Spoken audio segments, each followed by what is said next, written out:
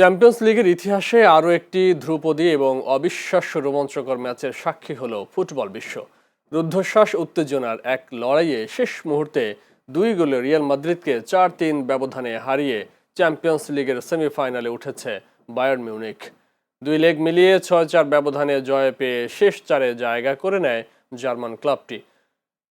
Allianz অ্যারেনায় ম্যাচের 35 সেকেন্ডে Manuel নয়ারের অবিশ্বাস্য এক ভুলে গোল করে রিয়ালকে এগিয়ে দেন তুর্কি বিস্ময় আর্দা গুলার, যা চ্যাম্পিয়ন্স লিগ ইতিহাসে লস ব্লাঙ্কোসদের দ্রুততম গোল।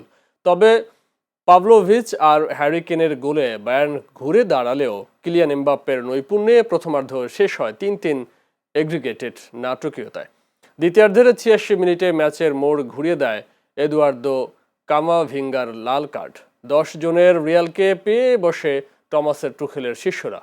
89 মিনিটে লুইস দিয়াজ আর ইনজুরি টাইমে মাইকেল অলিসের গোলে 4-3 ব্যবধানের জয় নিশ্চিত করে বায়ার্ন। 2 লেগ মিলিয়ে 6-4 ব্যবধানের রিয়ালকে বিদায় করে সেমিফাইনালে এখন বাভারিয়ানরা।